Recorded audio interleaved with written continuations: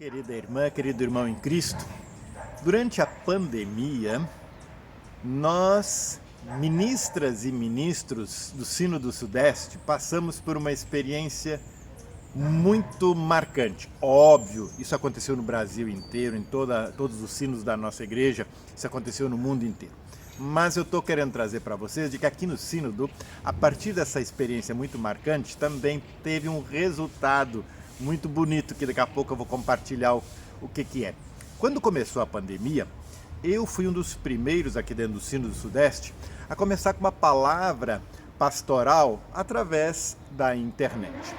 E logo depois, vários colegas começaram a fazer isso e o Sínodo percebeu que seria importante uma palavra pastoral todos os dias. E aí a gente foi se alternando, ministras e ministros aqui do Sínodo do Sudeste. E depois, quando passou muito tempo destas mensagens diárias, o Sínodo resolveu juntar isso tudo num pequeno livrinho. O livrinho se chama Reflexões e Orações. E é desse livrinho que eu resolvi extrair durante essa semana 3 reflexões e orações. Eu sou muito grato a todas e todos os colegas que contribuíram para esse livrinho. De forma especial, parabéns ao pastor sinodal Marcos Ebelink, que tomou a iniciativa de juntar todas estas reflexões e orações. Muito bem, eu começo exatamente com uma meditação, uma reflexão do nosso pastor sinodal no tempo de pandemia. Eu adaptei então muito pouco para os dias atuais. Então o pastor Marcos traz para nós o título Sobre Fé em Tempos Difíceis. Lá do livrinho então, Reflexões e Orações. E o pastor Marcos pega o versículo bíblico: Abraão, esperando contra a esperança, creu para vir a ser pai de muitas nações, segundo lhe havia sido dito. Assim será a sua descendência. E isso está registrado lá na carta que o apóstolo Paulo escreveu à comunidade lá em Roma, capítulo 4, versículos 16 até 18. E então o pastor Marcos nos conduz da seguinte forma: você pensou em como a fé sustenta a vida durante os momentos difíceis da nossa vida? Sobre isso queremos hoje conversar. A fé é uma dádiva que Deus nos concede. O apóstolo Paulo afirma que ela é formada e fortalecida pelo ouvir a palavra de Deus. Está lá em Romanos 10, versículo 17.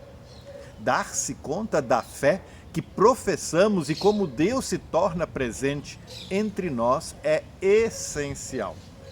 Exemplos do passado e da história nos ajudam nesse processo. Afinal, ao olharmos para trás, percebemos mais claramente como a mão de Deus nos amparou. O apóstolo Paulo, em Romanos 4, texto que eu li para vocês no início, apresenta a fé de Abraão em Deus como referência e modelo a ser seguido. Chama-o de pai na fé. Esta fé de Abraão tem 4 importantes características. Primeira, Abraão creu em Deus. Crer em Deus, a quem não vemos, não é tarefa tão simples assim no tempo em que nós vivemos hoje. Está lá também registrado em Hebreus 11:1. Para tudo temos uma explicação lógica ou precisamos ter. Crer que Deus existe, que é criador e mantenedor da vida, é característica desta fé. A fé crê em Deus. Segunda, Abraão apoiou-se somente em Deus.